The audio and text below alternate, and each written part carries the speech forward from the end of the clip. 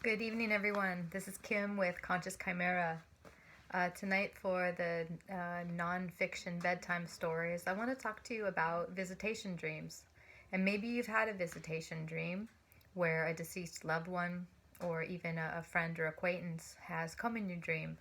Maybe they've let you know that they're okay, or maybe you just saw them or sensed them.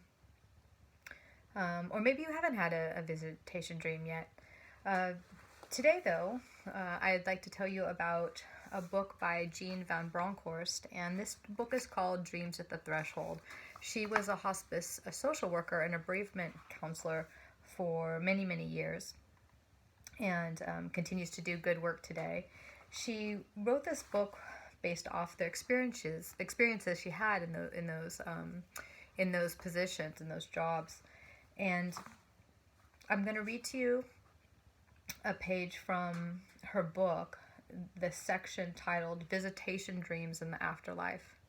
So whether you've had a visitation dream or not, I wonder, do you believe in afterlife? Are you just ashes to ashes, dust to dust?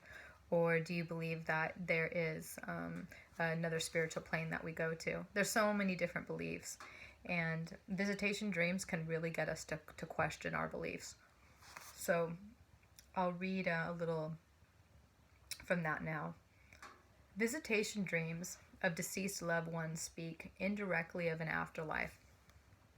Even if the visitors never acknowledge an afterlife, their very presence speaks to the possibility of life continuing. Their presence is a powerful message that they continue to exist after their physical death. Before any messages are passed, before any conversation begins, their presence speaks of continuity beyond the life of this body, because here they are, safe and sound. And Jean Van Bronckhorst quotes Dr. L. Stafford Betty. She's a professor at California State University, and she put a little quote here that I really, really like.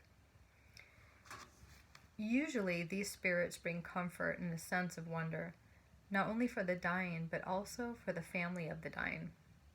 They spiritualize death. They suggest to all concerned that this world is not the only one, but that a spiritual world awaits the deceased. And then Van Bronckhorst continues on after this quote, writing, "This glimmering possibility of an afterlife shines brightest when dying people are visited by close family members they haven't yet heard were dead." So that really changes things, doesn't it? That kind of shakes things up. But thinking of just maybe more of a, if you want to call a visitation dream ordinary, and in many cultures they are, but one of the more ordinary visitation dreams that I've experienced was, and I wrote about it in my first book, and it was regarding a neighbor. So it was not really a friend, but more of an acquaintance, someone that we exchanged greetings and pleasantries as we walked by, and I was fond of him, a much older man that we called Chief, because he looked out for the neighborhood and the courtyard we lived in.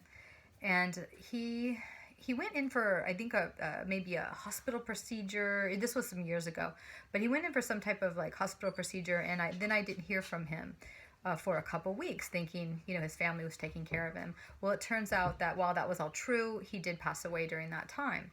And then so about a week later, I found out that and there's the dog again. I found out, so I'm going to take this from her. So about a week after he died, I had a dream where he basically walked up to my window, and we just, kind of looked at each other and, did a a gentle greeting type of thing. And it was a very short dream. But the point is that visitation dreams happen for all kinds of people. It doesn't have to be a loved one, significant other. It doesn't have to be your grandparent or something like that. It could be anyone. It could be even just an acquaintance or even a stranger. So I felt really good after that dream, because there he was without his cane, looking really healthy and vibrant, full of life. And yeah, that I still remember the dream. I mean, this was years ago, and I still recall it. So visitation dreams, like other types of dreams, like announcing dreams and other types of dreams, can stay with us. They can make an impression, especially when they're this vibrant and vivid and have some potency like that to it. So I hope that if you experience visitation dreams, that they're peaceful and pleasant. I know that they're not all that way, but that's my hope for you, especially as I say goodnight to you and toss this ball to the dog, trying to put this one to bed. And I wish you sweet dreams. Good night.